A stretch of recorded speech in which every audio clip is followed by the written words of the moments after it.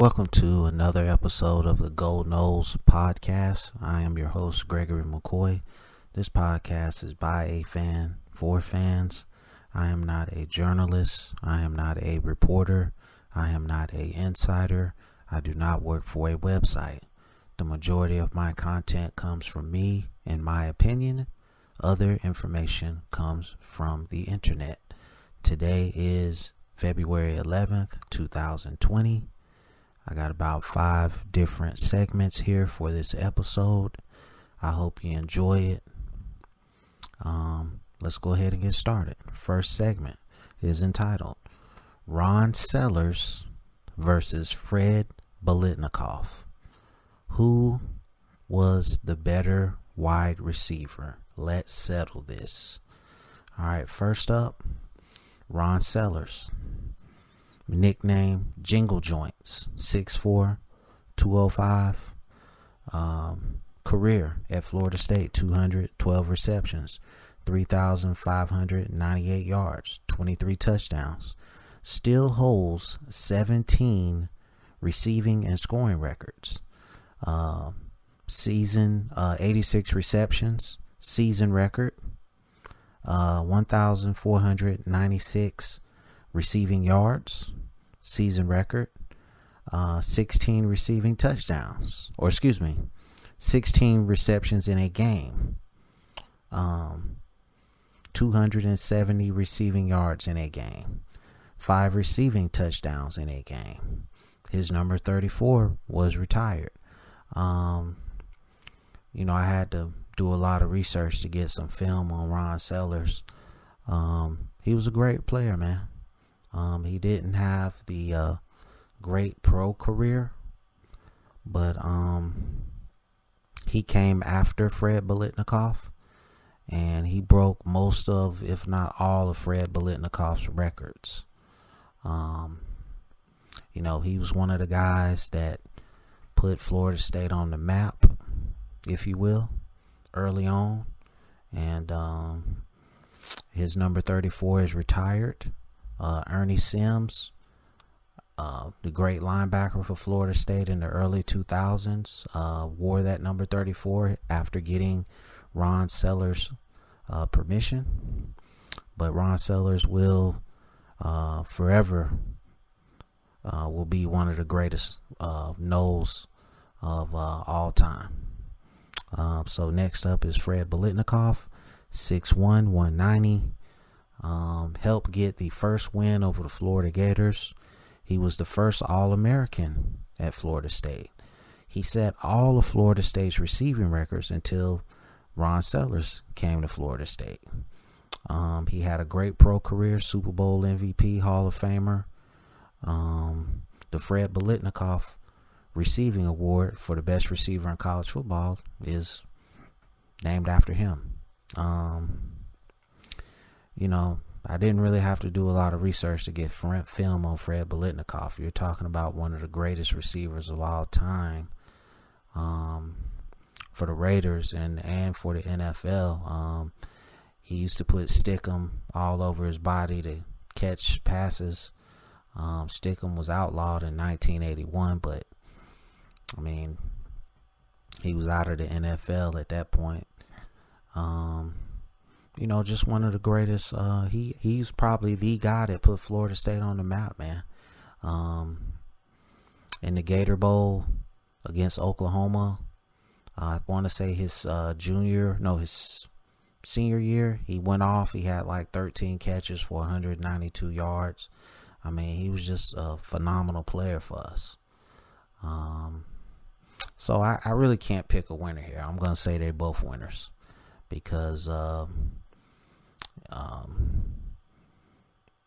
when I think early on in this podcast, I picked my all-time team, and I don't think I included either one of those guys.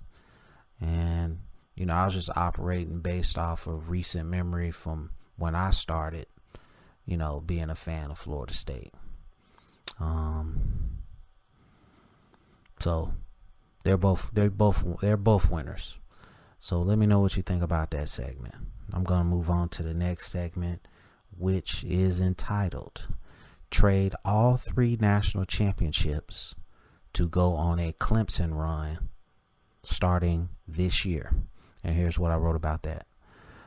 Trade all 3 national championships to go on a Clemson run starting in 2020. So basically, I'm trading 3 national championships for 2 national championships and going 5 straight years to the college football playoff and the number 2 recruiting class for 2020. It's very tempting, but I can't do it. There's too many memories of Florida State and those 3 national championships. They fought hard to get those championships. It would be nice to have all those 5 stars that Clemson has right now. Those 3 national championships put Florida State on the map. Not to mention being the premier program in college football, for a long time, but especially highlighting 96 through 2000. That run was equal to the last 5 years of Clemson, but we only had 1 national championship out of that run. On its face, it looks like a great trade, giving up those 3 national championships to go on that Clemson run. But from an emotional standpoint, I just can't do it. Watching those games, it just felt like I was a part of the team as a fan. So my thoughts on that is,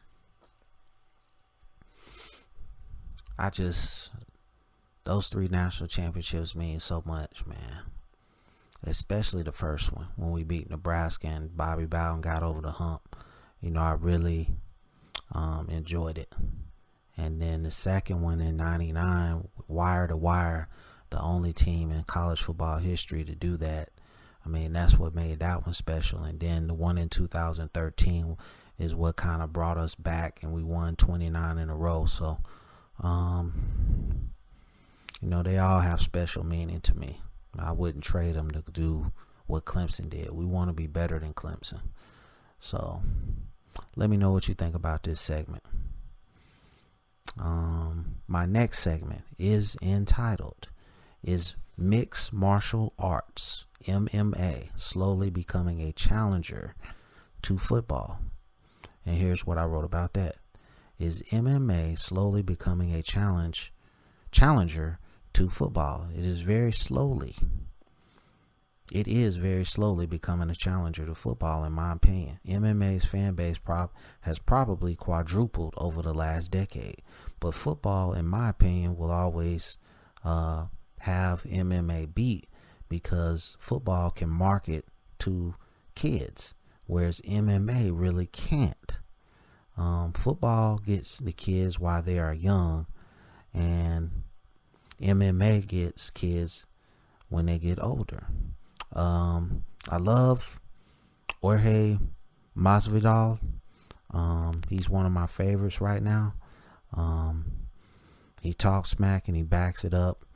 I love bravado in any sport. MMA has all the bravado, and MMA, in my opinion, has surpassed boxing as the main combat sport in this country. Watched the John Jones fight over the weekend, and it was tremendous. I felt like John Jones. I got another segment about John Jones and UFC coming later this week, so I don't want to spoil that. So I'll just say I felt like John Jones lost. But at any rate, it's almost impossible to beat out football, man. It's just so infectious. Football is always going to be king. MMA is on the rise, but I don't think it will surpass football. I recently got into MMA, like in the last 5 years. John Jones really got me into it back in 2010, and I was just like a casual fan, but I'm really going in on it now, going hard, and I think it's one of the best sports. I would like to see them do something as far as like the ears. I don't like how their ears get all cauliflowered up. So if they could do something to protect the fighters' ears, I think it would be a great sport. It is a great sport. It would be an even better sport. So let me know what you think about that segment. Next segment is entitled Bring the Swag Back to College Football. All right. Bring the swag back to college football. I stated in an earlier episode that I love bravado. I love an athlete who talks the talk and walks the walk. I love touchdown celebrations that go over the top. I love when defensive backs do the incomplete signal that the refs do. The NCAA has removed all celebrations out of college football, except if you celebrate with your teammates. If it's really excessive, you can get a penalty, and if it's really bad, they will take points off the board if it involved a touchdown. I think it's just too much. I think it's too excessive. Let these young men, celebrate. Let them have some fun out there. As long as it's not unsportsmanlike conduct, just let it go. You can't even dance anymore after a big play or a touchdown. The NCAA needs to change its stance on celebrations and make football fun again. I remember the Miami Hurricanes back in the day, man. I mean, they were just, it was just crazy. They get in your face, they'll dance, they'll hit you, and then stand over you and start dancing. I love that stuff, man. I wish they would bring it back. Not the unsportsmanlike conduct stuff, but just being able, hey, if I beat two guys and catch a touchdown, and I want to stand up and march in place or something like that, let me do that. I don't think that's gonna hurt anything.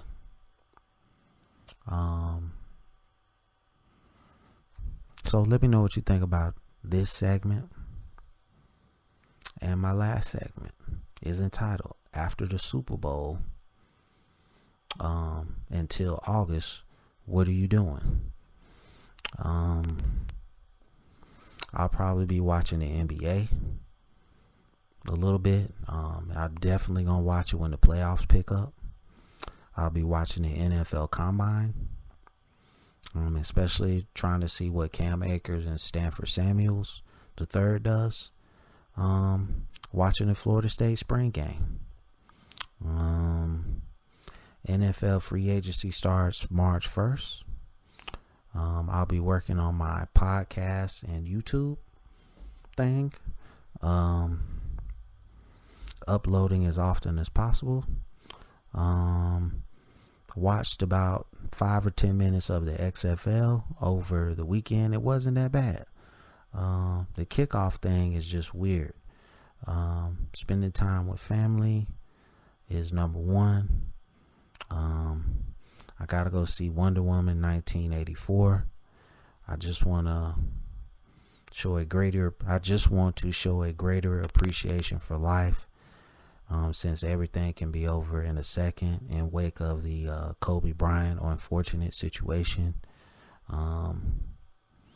My San Francisco 49ers only have $20 million under the cap, so it's going to be very interesting to see what they do with some of the free agents that they have coming available.